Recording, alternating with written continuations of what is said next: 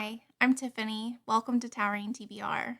Today I am filming my top 5 favorite nonfiction books I read in 2023.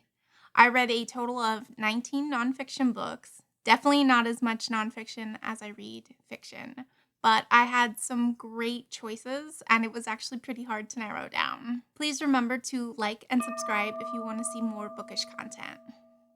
At number 5, I'm putting Cultish by Amanda Montell. I have always been interested in cults. I love learning about them. And this was an interesting look at the importance of language and how it tricks people into joining cults or cult like organizations. For marketing, people even aim to get like a cult like status for their services or products because they want that increased loyalty. It's really interesting to see how language creates in groups and can help people feel like they belong or other people who are not part of the cults. I thought it was interesting that the people who get sucked into cults are not necessarily stupid. They are optimistic, hopeful, and sometimes desperate. This definitely whet my appetite to learn more about cults, so I will be picking up more books on this topic and definitely recommend reading this. At number 4, I'm putting The Laramie Project by Moises Kaufman. This is technically a play, but because this is based on true events and interviews of what people actually said, I'm counting it as nonfiction. So this takes place in Laramie, Wyoming, where in 1998, Matthew Shepard was murdered for being gay.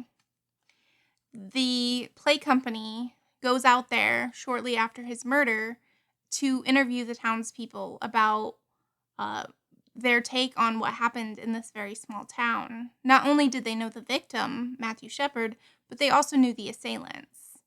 This was terrifying to read, such blatant homophobia.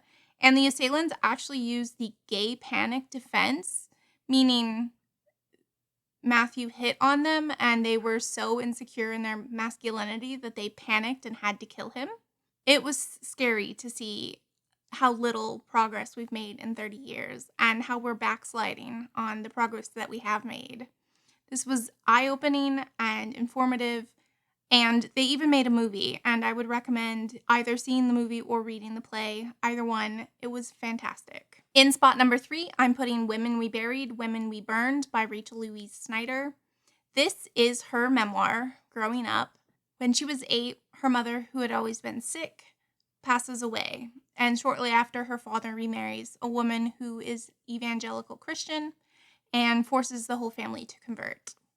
This really messes up Rachel because her mother was Jewish and she is being taught beliefs that now her mother is rotting in hell, and obviously that creates quite a lot of discomfort. It does not bring about family harmony at all. She butts heads a lot with her dad and her stepmom, and at the age of 16, she is kicked out and has to kind of just manage on her own. This story was captivating. She has just a gorgeous way of writing that really makes you feel for all of the people. I picked this up because she has written an investigative journalist story, No Visible Bruises, which was about domestic violence and how domestic violence often leads to homicide by the male partner. Both of these books were amazing, and I will read whatever she puts out next. At number 2, I'm putting Sitting Pretty by Rebecca Tausig. This is a disability memoir. And she starts out by saying that she doesn't want this to be like most disability memoirs, like inspiration porn. She wants to just be a regular person who happens to use a wheelchair and talk about how those differences in her life make it different than an able-bodied person. She's also a disability activist and talks a lot about the social and medical models of disability. The medical model of disability puts all of the onus on the disabled person to be able to work or shop or drive or whatever it is that they need to do, whereas the social model creates accommodations for people so that access to society is available for everybody, no matter what their limitations might be. She has a very fascinating history. I loved reading about her story, and I would definitely read more if she puts out any more books. I highly recommend it. Lastly, at number 1, I'm putting The Anthropocene Reviewed by John Green. These are essays and ratings of different things that are happening during the historical Anthropocene period, which is like when humanity exists. He starts out as a book reviewer, and he writes 175 word reviews of books. And he talks about how this was before we had the 1 to 5 star rating system. So he wrote this primarily during the 2020 lockdown for the pandemic. And a lot of what he speaks about is his life and distilled through this very specific lens.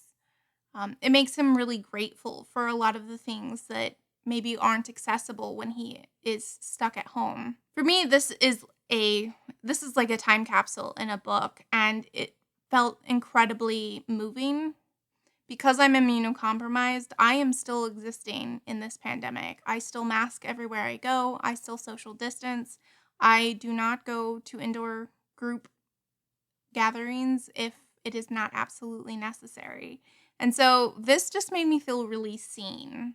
I know a lot of people really enjoy this book, and I would highly recommend it to anybody. Even if you don't read nonfiction, this is so accessible, and John Green is so charismatic that I think that this is just a stellar book. I've heard he's putting out another nonfiction book, so I'm excited to get that whenever it's published. I usually have pretty great success picking nonfiction because I've really honed my taste over the years. So I had a lot to choose from, but these are the 5 best ones. I definitely want to incorporate more nonfiction into my reading diet next year. What were the best nonfiction books you read this year? Are you interested in picking up any of the ones I talked about?